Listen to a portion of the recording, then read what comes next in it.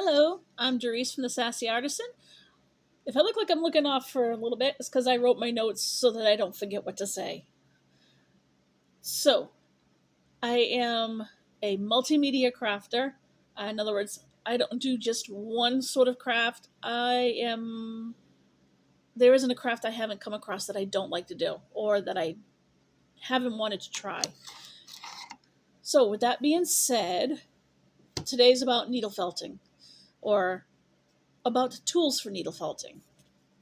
I have used many times for needle felting. I have used the styrofoam that you get in your boxes, the squishy foam that's kind of shiny. And anyway, so I've used that.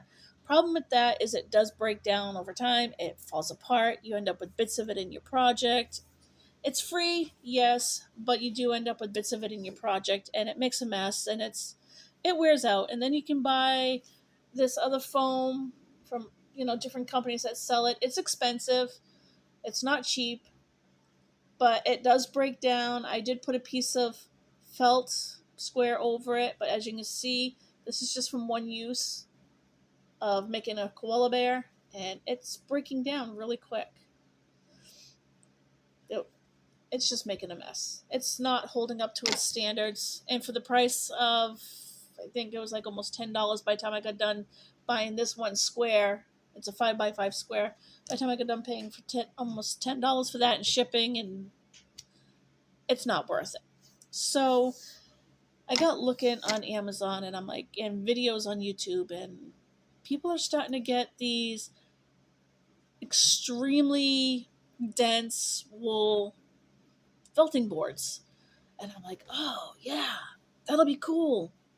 They'll be cheap, cheaper in the long run, even though they're a little more expensive, but it'll be cheap in the long run. And I don't have to turn around and keep replacing it after every project or every few projects. Yeah, well, I'm on a budget. And I'm like, just like most of you people, I'm sure you too are on a budget. You're a crafter. You're going to be on a budget. So I got thinking. They sell those hefty felting boards. They're like, for a 5x5, they're over $10, depending on where you go. It could be more, it could be less, but you're still paying for it. And then you got to wait for the you got to pay for the shipping and handling. You got to wait for it to be shipped to you. And unless you're an impatient person or you need it now, it's not going to work. And still, that's a lot of money for a small little 5x5. So what I did, my husband was in the grocery store, and I decided, hey, let's look for something, honey. We do a lot of video chatting while he's in the store because I stay home and direct him in the store. And I said, can you look? And I says, I know it's not going to be in the craft department, but can you look for some heavily felted squares? I don't know if it's automotive. I don't know if it'd be hardware, but I know I've seen some in the store somewhere, someplace. He decided he was going to go check out the hardware department. And what did he find?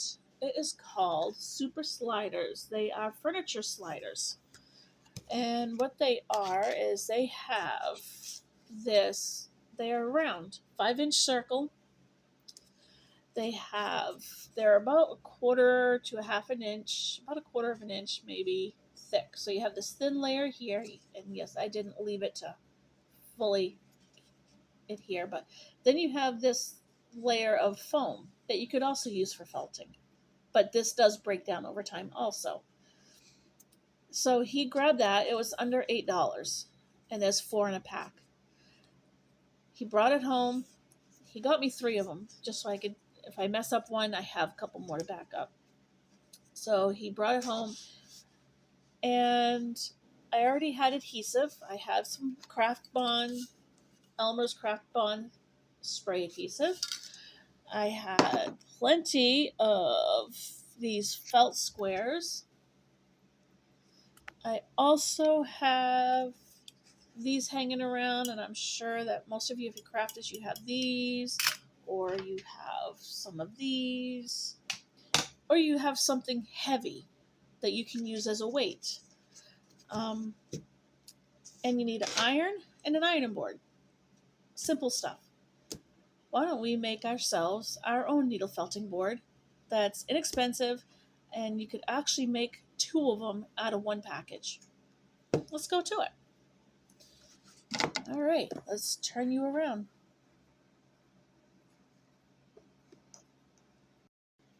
All right, here is what we're going to do. I can't turn my camera around, so I'll have to show you right here. So please be patient with me. So with this package, you get 4 of them together, and they come, in this plastic. Okay? Save the plastic. There's a reason. And I saved the cardboard. So, or you can use a regular big piece of cardboard. It don't matter, whichever one you choose. What you're going to do.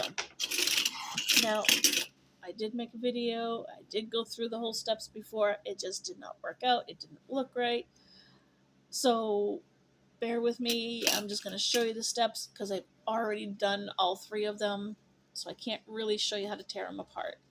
But I can give you the understanding of it. All right, here's what we're going to do. Here we go. All right.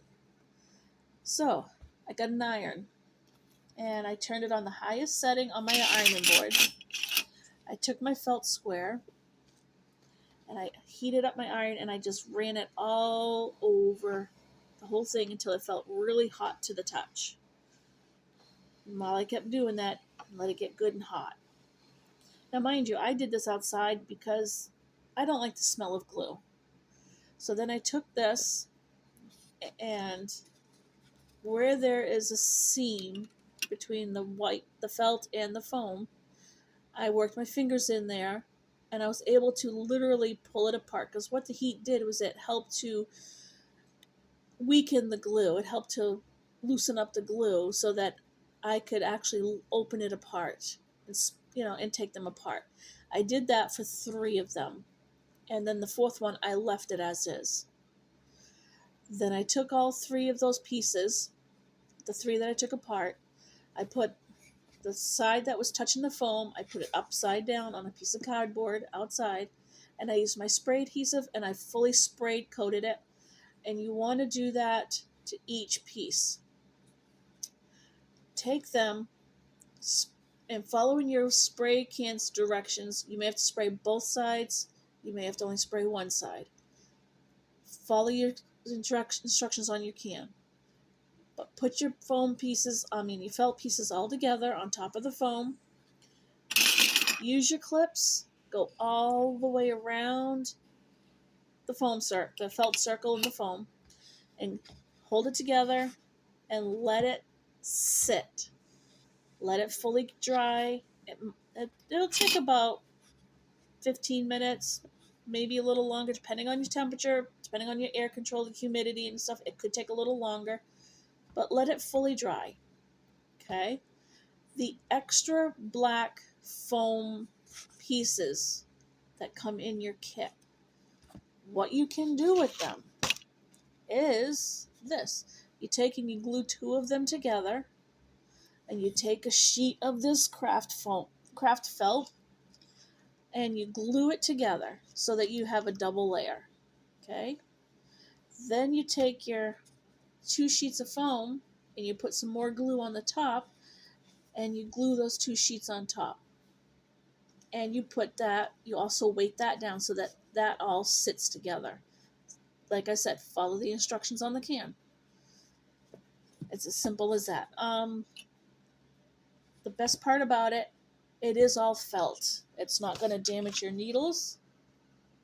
It's not going to break them. They will still felt right in. And that extra foam is going to give you the extra thickness that you'll need so you don't go through. If you're like me, I always hold my needles. I always keep my finger, just because the barbs are right at the end. So I always keep my finger just before that. I hold it in my hand just like this, so I don't go past my finger anyway when I'm felting. So I know how deep I'm going by my finger controlling how far down the needle's going to go in the work. These make great boards that you can travel with. They're perfect sizes. They are cheap. They're easy. It's readily available. You can, depending on what store you go to, you can go to the Family Dollar. You could probably get them inexpensive at the Family Dollar. You could get them at Home Depot. You can find them with coupons. Probably different craft stores might even have them to help move furniture in the craft store, in your craft room. Either way, this is easier to get a hold of sometimes than to sit there and wait for it to come through the mail. Give it a shot. If you like my channel, please hit subscribe. Hit the subscribe button down below. Click on the notifications and join me for my next video. Thank you. Have a wonderful day. Enjoy.